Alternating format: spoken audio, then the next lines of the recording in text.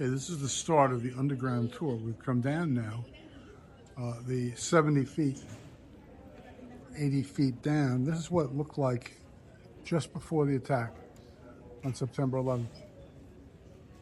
I used to live in Brooklyn Heights, and I used to see that view all the time. This is from probably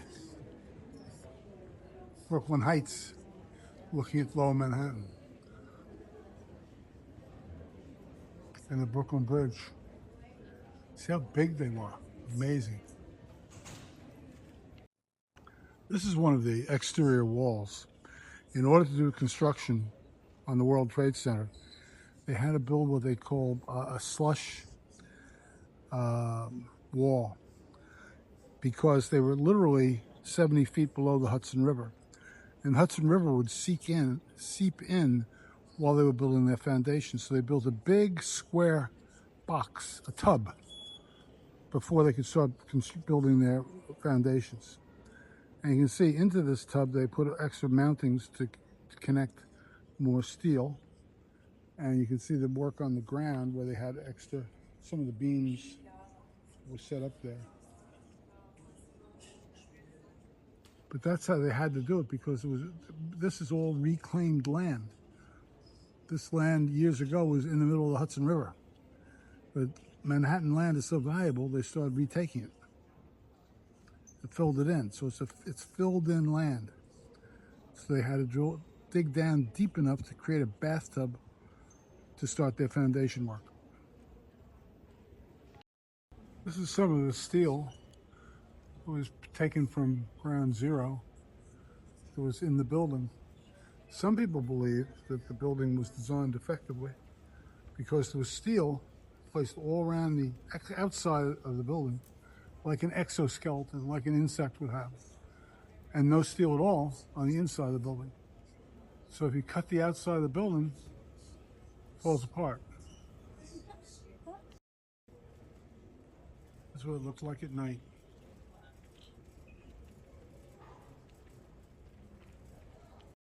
That's what it looked like when the buildings were going down.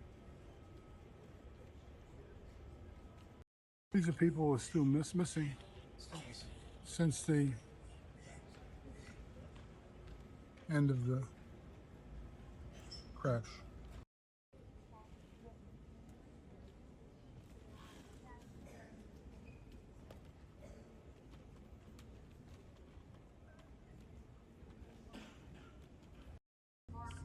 These are where the steel columns were placed for the exterior that held the building up. There were 84 columns around the entire building.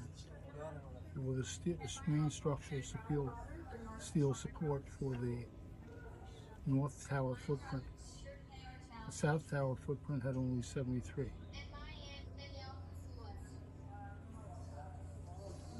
This is what's left of those towers. That's where the columns were. It was steel that supported the North Tower. It was sunk into concrete, and they've been cut down to that lowest level here. With all the pictures of people, the 3,000 people who died, they'd rather not have photography, so we'll respect that. This is what a fire truck looks like when a building falls down on it.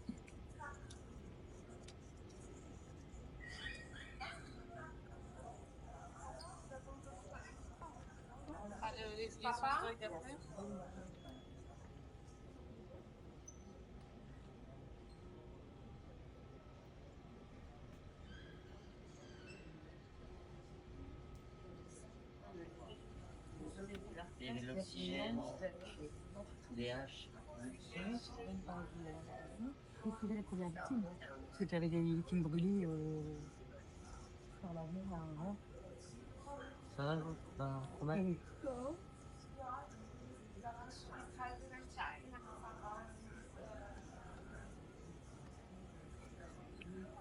Imagine the force and weight of what must have done that to this. The rubble of the building can be down in about 5 seconds.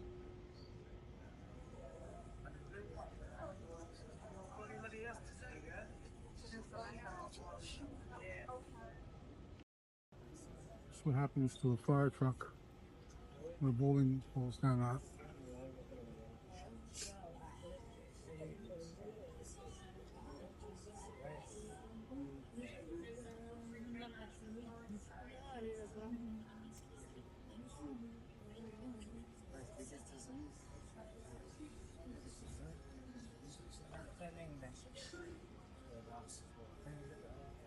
Of course, you're looking at this part of our grocery first is the front end. This is the cab area. You see. Now, eventually, about half the FDNY, half of every available unit that day. Or steel remnants. I was actually planning on having lunch at the top of the tower the day it went down. I was in court getting ready to argue an appeal. It was supposed to start at 9:30. By 10 o'clock, the court officers came out and said, "We're evacuating the building, we're under attack." Closed the courthouse, that was it. No lunch. This gives you some perspective. The size of the building. We're below ground now, below the waterfall outside but this is where you see the steel squares? That's where the steel exit structure was connected and tied the building down to the ground. Look at the size of this. That's where the building was. I believe this was the North Tower.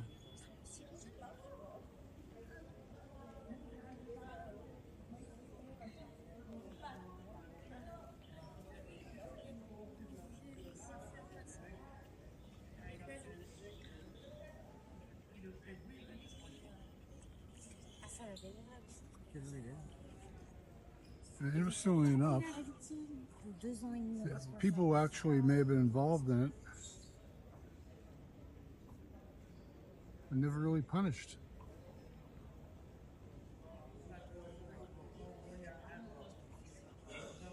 It was actually probably based on the pilots all being Saudi nationals. It was probably funded by Saudi Arabia. But we need their oil. This is the wall that was built. Remember, they built a bathtub.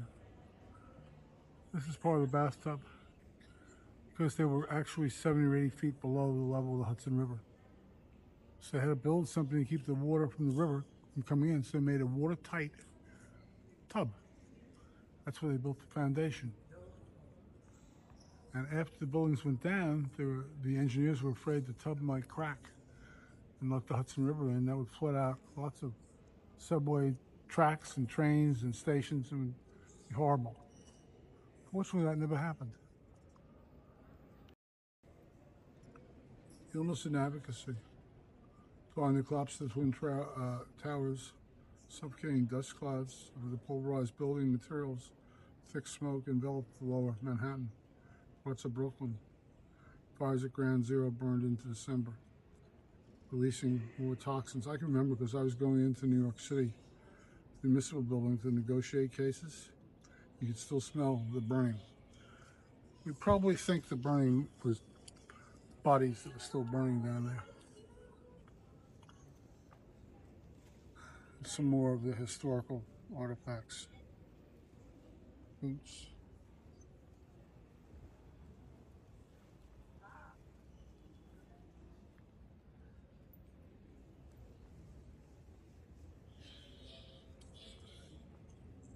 People who got sick.